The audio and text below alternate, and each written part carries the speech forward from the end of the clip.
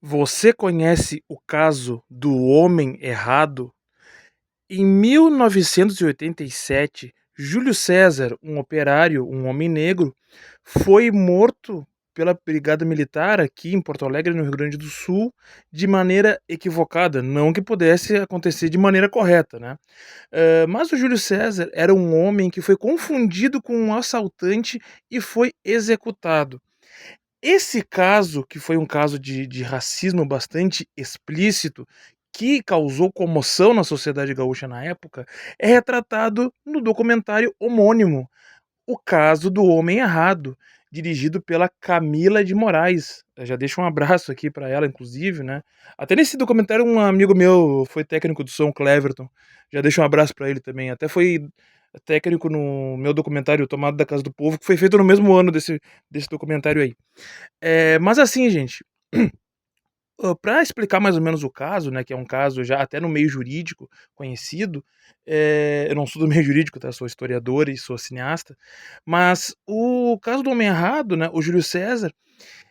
uma dupla de assaltantes assaltou um mercadinho, e na fuga, um deles foi, baleado e morto, outro fugiu, e o Júlio César viu a confusão ali e tal, e ele chegou perto, teve algumas crianças que foram feitas de refém nesse caso, né. O Júlio César estava ali entre populares que se aproximaram do caso para ver o que estava acontecendo, e ele era epilético, né, e ele teve um ataque de epilepsia e caiu no chão. No momento que ele caiu no chão, a brigada achou que ele estava ali, tinha sido era um dos fugitivos do assalto, e pegou ele, levou ele num camburão, e ele nunca enfim, apareceu morto alguns dias depois, né. Então o documentário da Camila de Moraes, ele faz entrevistas, com jornalistas que cobriram o caso, porque chegou a ser fotografado ele entrando no camburão, que era um Fusca, da brigada, né, ele ainda com vida, né, tem foto disso, né. E aí o documentário entrevista os jornalistas, o fotojornalista que fotografou, tem entrevista com o Renato Dornelles, que inclusive também é um jornalista bem conhecido aqui, um abraço se ele estiver vendo também. Eh, que se foi cobriu o caso na época, né, assim como outros jornalistas que cobriram também. O documentário traz depoimento de familiares dele, como que acharam. Então, houve uma mobilização de parte da sociedade gaúcha, uma mobilização do povo negro, do movimento negro, inclusive, né, até no documentário tem um dos jornalistas que fala isso, né, que para além de jornalismo colaborativo, aquele caso os jornalistas que cobriram o caso e que foram atrás de tentar entender o que aconteceu, só conseguiram encontrar as pistas, porque as pessoas, da sociedade negra, de Porto Alegre, também se mobilizaram muito e foram indo atrás de provas, de pistas, né, e até que chegou um ponto que chegaram a ir de rua em rua na região, batendo de casa em casa para procurar se alguém ouviu alguma coisa. E aí teve lá, acharam uma mulher que falou: "Olha, eu vi, executaram ele aqui na frente", né, foram 15 ruas para tentar achar, né, então é um caso terrível. E eu até assisti ontem um debate sobre esse filme na Casa de Cultura Mário Quintana, como eu sempre digo aqui, valorizem os cinemas independentes da sua cidade, né, por favor. Eh, e teve lá um debate com a Camila, com o Renato Dornelles, com a viúva do Júlio César. Ah, eu até quero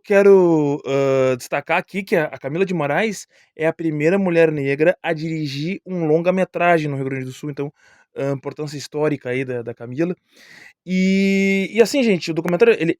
além de ser importante, né, pela questão em si, né, do caso em si, do homem errado, ele mostra coisas, assim, escabrosas, até dá pra dizer, por exemplo, que o fotojornalista que fotografou a foto, ele dá o depoimento, né, ele enquanto fazia a foto do camburão, no camburão, ele apanhava dos policiais. E mais do que isso, ele foi ameaçado de morte.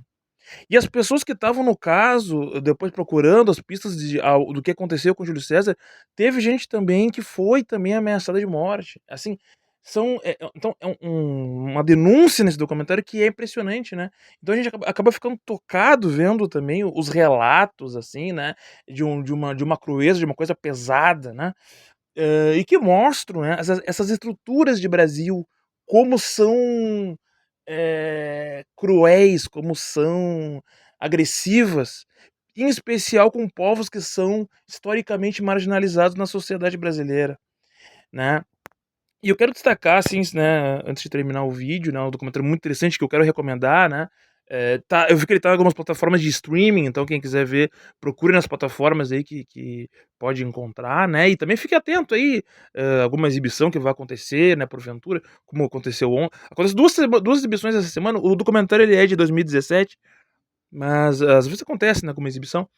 E uma coisa assim, tinha ontem na plateia, lá na Casa de Cultura Mário Quintana, tinha pessoas da família do Júlio César lá. Então, quando eu estava indo embora, eu vi algumas pessoas da família conversando ali, né, e eu vi uma pessoa falando, eu não sei quem era a pessoa, mas uma mulher falando assim: "Cada vez que eu vejo esse documentário eu sinto uma coisa diferente". Essa frase eu ouvi e ficou na minha cabeça, assim, porque eu acho que essa é a potência da gente, registrar em filme, em documentário, esses momentos históricos, sejam eles, momentos históricos de um evento específico ou de uma coisa maior, é porque, o cinema, o audiovisual, ele tem esse poder do imaginário, de trazer novas sensações, novos sentimentos a cada novo olhar. Cada vez que a gente olha um filme, né, a gente vê de novo ele, a gente vê de forma diferente, vê com olhares diferentes, ou como diria lá aquele filósofo grego, né, se eu não me engano era o Heráclito, cada vez que a gente se banha no novo rio, não tem como se banhar 2 vezes, porque na segunda vez tu não é o mesmo e o rio já não é mais o mesmo. Então, gente, Casa do Homem Errado, um filme importantíssimo aí que eu recomendo. Curta esse vídeo aqui, se inscrevam na Cinemateca Histórica. Valeu.